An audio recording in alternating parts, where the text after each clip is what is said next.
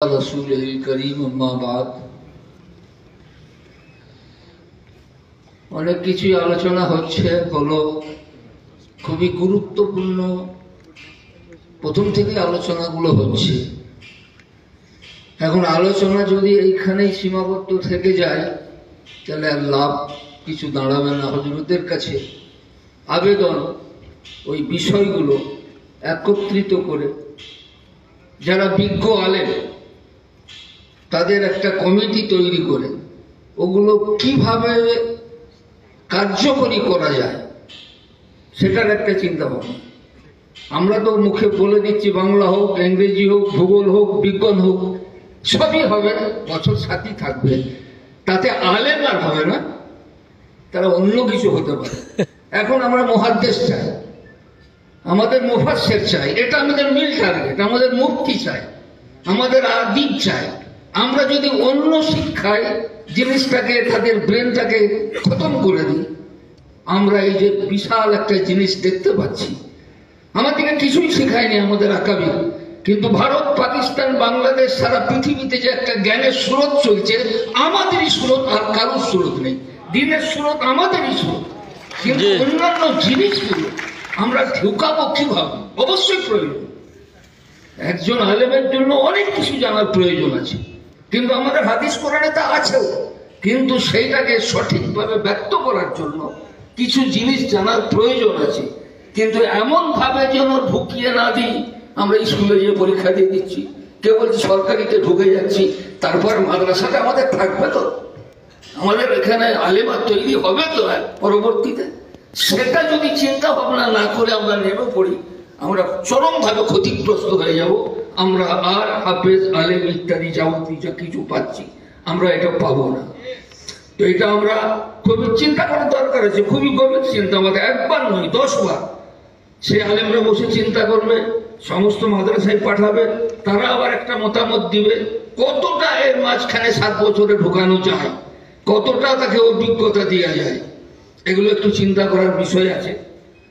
বাকি একটা জিনিস হযরত আমাদের আহসানুল্লাহ সাহেব যেটা বলছিলেন যে বাইরের জায়গাতে গেছে, সেখানে খুব মর্যাদা আমাদের শিয়া সিত্তারা এলাকার পড়েছে, তাহলে আমাদেরকে আমাদের আকাবের কি জিনিস দিয়েছে আমরা নিজেরাই বুঝতে পারছি, আমরা নিজেরাই বুঝতে পারছি না। সবাই আমরা মোবাইল নিয়ে ঘুরছি, এদিকে ওদিকে ঘুরছি। আরে আমি তো একটা মুহাদ্দিস, আমি একবারও সারাদিনে বুখারী শরীফটা নিয়ে একবার পড়লাম। আমরা আমাদের জ্ঞানটা বাড়াবার আমরা চেষ্টা করছি না, যে যেই স্তরে আছে আমি যেন সেখানে আছে, ব্যাস যে হোক করে একটু মোতালা করে পড়াতে হয়, পড়িয়ে দিয়ে চলে। আমরা যদি 10 বছর খারেজি মাদ্রাসায় দরসে নিজামিতে পড়ছি, আমরা যদি একটা ফোনকে বুঝার চেষ্টা করতাম, আজকে আমি যেই জায়গাতে পড়ে আছি আমি ওই জায়গাতে পড়ে থাকতাম না, আমার মান মর্যাদা অনেক উঁচু হয়ে যেত। এবং আরবি ভাষা দুটো কথাই খুবই গুরুত্বপূর্ণ বলেছে। আরবের উপরে আমার অভিজ্ঞতা হয়ে গেল, ব্যাস আমি সবই জানি। শুধু ক্লাসে বসে আমার শুনে নেওয়া, আর আলাদা করে আমার পড়ার কোনো প্রয়োজন হবে না। অতএব এইটার জন্য গুরুত্ব দিতে হবে। আমাদের প্রত্যেক সপ্তাহে আরবির একটা আঞ্জুমান হয়, সেখানে তকরির হয়, সে নবমিনই থাকবে, সেখানেও চলুক। কাফিয়া পড়ছে, সেখানেও চলুক। একদম বুনিয়াদ থেকে আরবের উপরে যদি একটা ছাত্র মজবুত হয়ে যায়, বাস তার আর জ্ঞানের কোনো জায়গাতে আটকাবে না।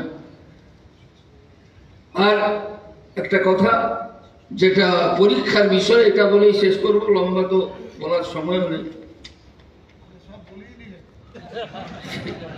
না ওই পরীক্ষার ব্যাপারে আপনি সেদিনে শুনলেন না, मिस्कतुल आसार को क़िराअतुल वादिहा सालिस के बाद निसाब में रखा गया है, इसलिए उसकी पढ़ाई आखिरी 2 महीने होती है, लिहाजा उसका इम्तिहान अल क़िराअतुल वादिहा सालिस के साथ हो, यानी अल क़िराअतुल वादिहा से 3 सवाल और मिस्कतुल आसार से 2 सवाल। नफ़ातुल अरब का निसाब लंबा है, पूरे साल पढ़ाई जाती है, उसका अलग 5 सवाल होना चाहिए।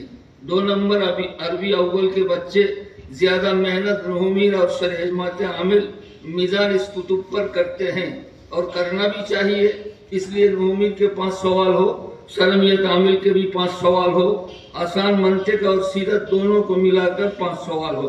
नंबर 3 अरबी दोम में भी सीरत का इम्तिहान किसी किताब के साथ मिलाकर हो, मसलन नफातुल अदब के साथ जिसकी पढ़ाई आखिरी 2.5-3 साल महीने होती है।